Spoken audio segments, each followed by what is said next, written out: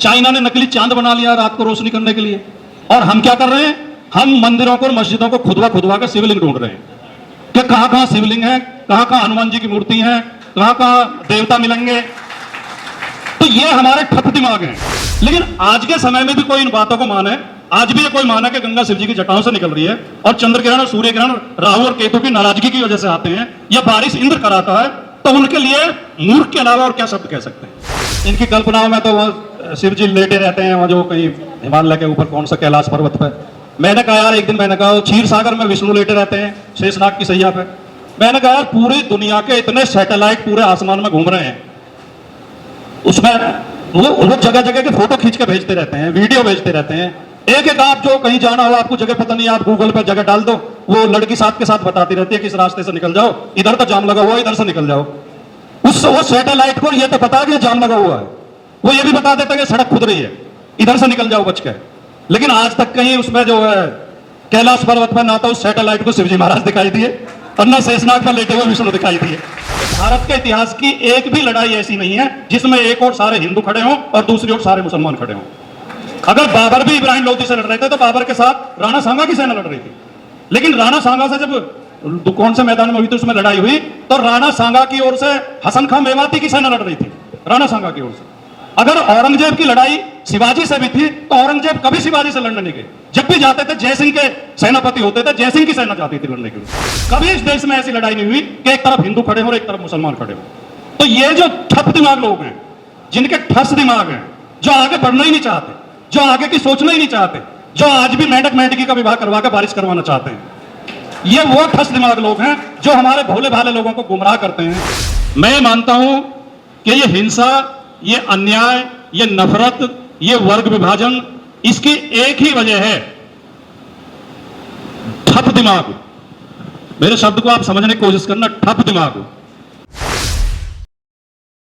बाबा साहब डॉक्टर भीमराव अंबेडकर जी ने भारत के संविधान के माध्यम से 6000 जातियों में बटे इस समाज को 4 वर्गों में बांट दिया था। 6000 को 4 जगह तो वो कर गए, अनुसूचित जाति, अनुसूचित जनजाति, अन्य पिछड़ा वर्ग और सामान्य वर्ग। मान्यवर काशीराम जी ने प्रयास किया कि इन 3 वर्गों को एक जगह लाया जाए बहुजन समाज के रूप में।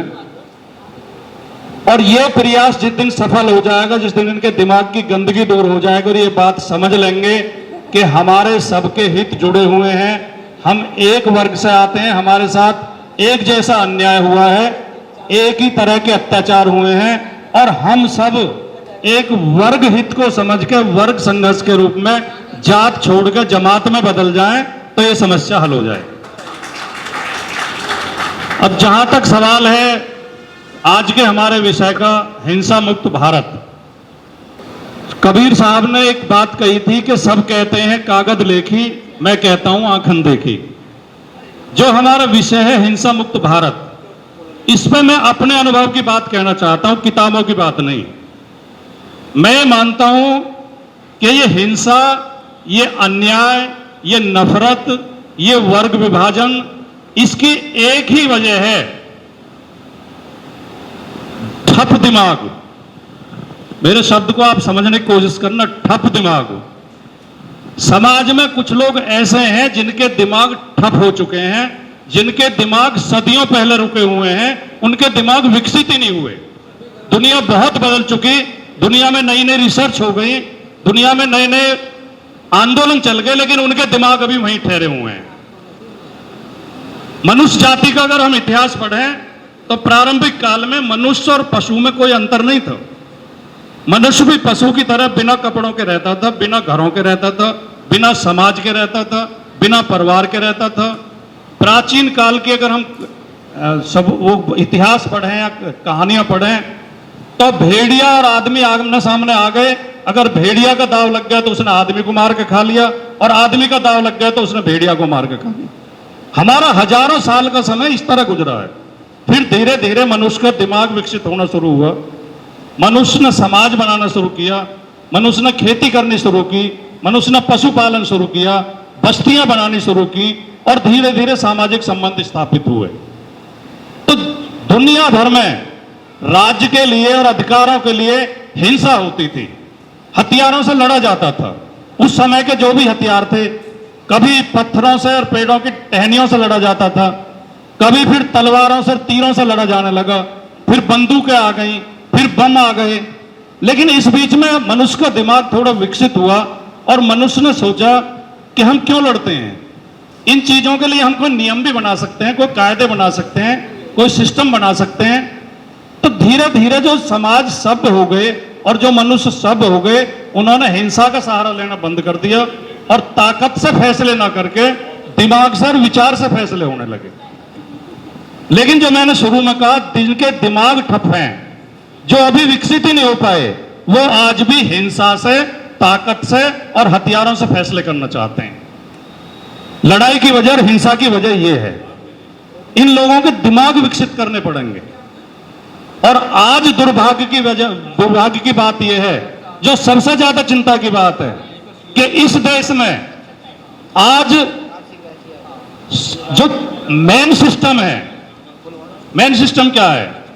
हमारे यहां 3 संस्थाएं हैं जिनसे लोकतंत्र चलता है, विधायिका, कार्यपालिका और न्यायपालिका।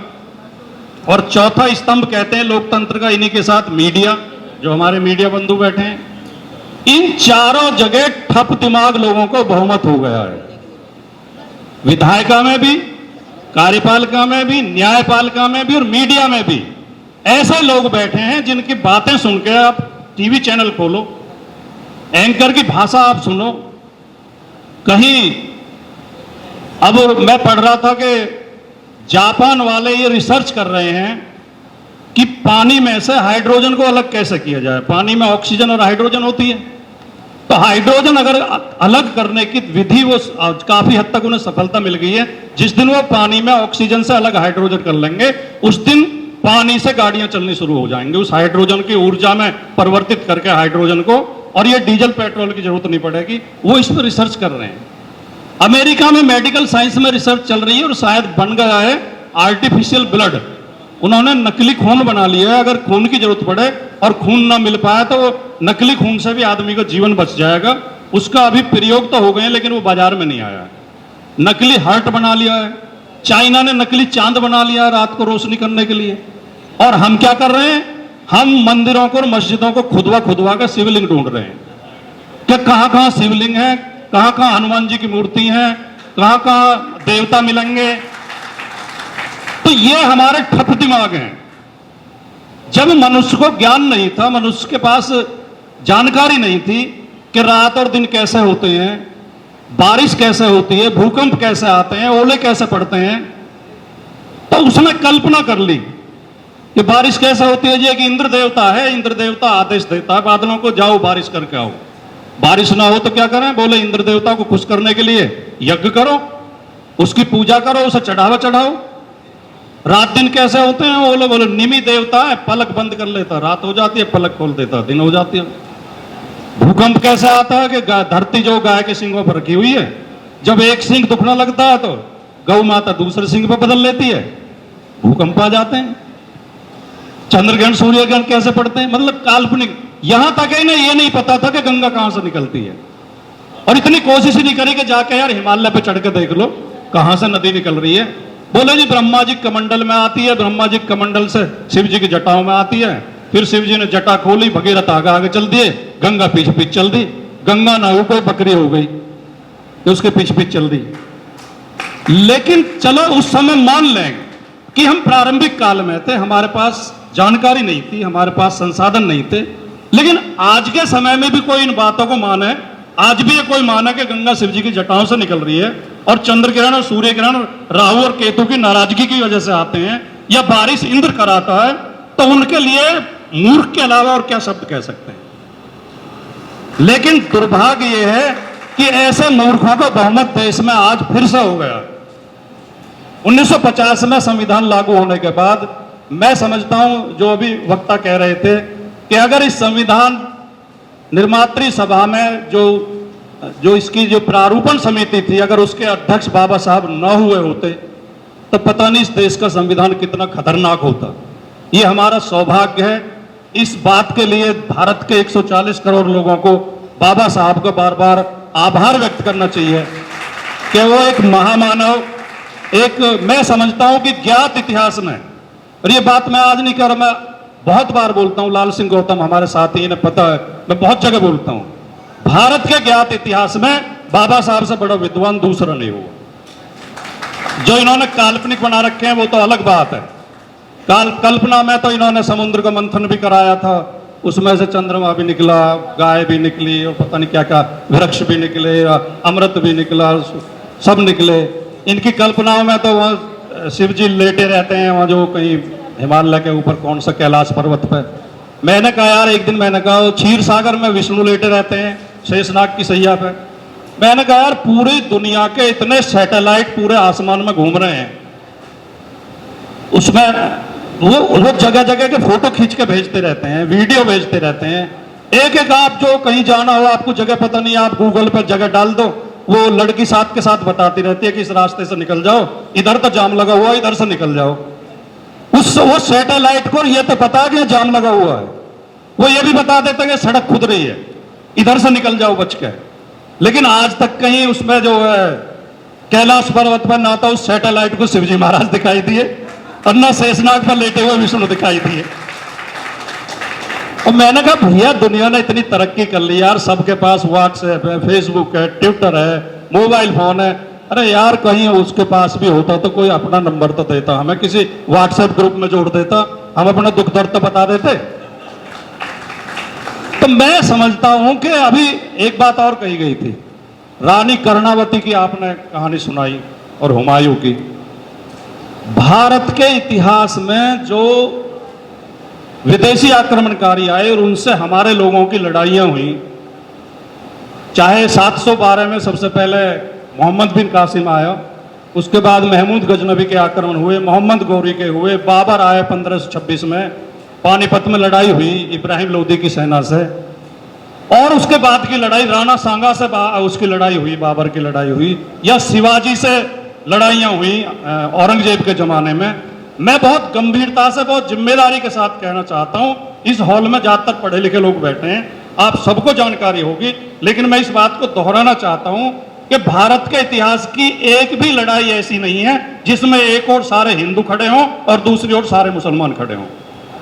अगर बाबर भी इब्राहिम लोदी से लड़ रहे थे तो बाबर के साथ राणा सांगा की सेना लड़ रही थी, लेकिन राणा सांगा से जब कौन से मैदान में हुई थी उसमें लड़ाई हुई, तो राणा सांगा की ओर से हसन खां मेवाती की सेना लड़ रही थी, राणा सांगा की ओर से। अगर औरंगजेब की लड़ाई शिवाजी से भी थी तो औरंगजेब कभी शिवाजी से लड़ने नहीं गए। जब भी जाते थे जयसिंह के सेनापति होते थे, जयसिंह की सेना जाती थी लड़ने के लिए। और उसके शिवाजी के 4 या 5 जो सेनापति थे वो मुस्लिम थे, उनके टोटल 8 या 9 सेनापति थे, उनमें 4 मुस्लिम थे। कभी इस देश में ऐसी लड़ाई नहीं हुई कि एक तरफ हिंदू खड़े हों और एक तरफ मुसलमान खड़े हों। तो ये जो ठप दिमाग लोग हैं, जिनके ठस दिमाग हैं, जो आगे बढ़ना ही नहीं चाहते, जो आगे की सोचना ही नहीं चाहते, जो आज भी मेंढक मेंढकी का विवाह करवा के बारिश करवाना चाहते हैं, ये वो ठस दिमाग लोग हैं जो हमारे भोले भाले लोगों को गुमराह करते हैं। कभी हमारे अनुसूचित जाति के भाइयों के खिलाफ भड़काते हैं, कभी अनुसूचित जनजाति के खिलाफ भड़काते हैं। लड़ाई क्या है मणिपुर की? ये कुकी और मैतेई की लड़ाई क्या है? ये अनुसूचित जाति का लाभ, अनुसूचित जनजाति का लाभ उठाने के लिए तो लड़ाई है। राजस्थान में जो गुर्जर और मीणा लड़े, क्यों लड़े? ये षड्यंत्र पूर्वक लड़ाए गए। और आखिर में मैं एक बात कहते हूं, केवल ये मैं इस संदर्भ को इस तरह जोड़ते हुए कि लोगों को शिक्षित करने की जरूरत है, उन्हें विचार देने की जरूरत है, उन्हें इतिहास बताने की जरूरत है, उन्हें सच्चाई बताने की जरूरत है, उन्हें वैज्ञानिक आविष्कारों से अवगत कराने की जरूरत है, उनके दिमाग का अंधविश्वास और पाखंड निकालने की जरूरत है। जिस दिन ये निकल जाएगा, इनके दिमाग अपने आप बदल जाएंगे, लड़ना बंद कर देंगे और ये नफरत करना बंद कर देंगे। लेकिन जो बहन जी ने कहा, और मैंने शुरू में उसका समर्थन कर दिया था, आखिर में मैं इतना कहना चाहता हूं कि इस हॉल में कुछ गुर्जर, कुछ यादव, कुछ जाट भाई और कुछ चौहान और कई ओबीसी जातियों के लोग बैठे हैं। मैं उनसे कहना चाहता हूं कि वर्तमान में जो सरकारी भर्तियां हो रही हैं इस भारतीय जनता पार्टी के शासन में, चाहे उत्तर प्रदेश की हो चाहे सेंटर की हो, उन सब में सबसे ज्यादा अन्याय ओबीसी के साथ हो रहा है। आपके हक मारे जा रहे हैं, आपकी सीटें खाई जा रही हैं, आपके बच्चों को रोजगार से वंचित किया जा रहा है, और आप मूर्खता में ढपली बजा रहे हो, उनकी जय जयकार कर रहे हो जो आपके शत्रु हैं। और जब तक ओबीसी समाज अनुसूचित जातियों और अनुसूचित जनजातियों के साथ भाईचारा बना के एक जमात नहीं बनाएगा, आपकी समस्याएं हल होने वाली भी नहीं है। तो साथियों, बहुत बहुत बधाई और बहुत बहुत शुभकामनाएं देते हुए इतना सुंदर आयोजन आपने किया। मुझे आदत है चेहरे पढ़ने की, कुछ लोग समझ जाएंगे, कुछ की समझ में नहीं आएगा। चेहरा आप पढ़ के देखना, कभी किसी आदमी के चेहरे की ओर गौर से देखना, उसके चेहरे को पढ़ने की कोशिश करना, ये सबसे अच्छा अध्ययन है, किताबों से अच्छा अध्ययन है। मैं कहीं बाजार में भी बैठ जाता हूँ तो जो लोग निकल रहे होते हैं, मैं बहुत गौर से उनके चेहरे देखता हूँ।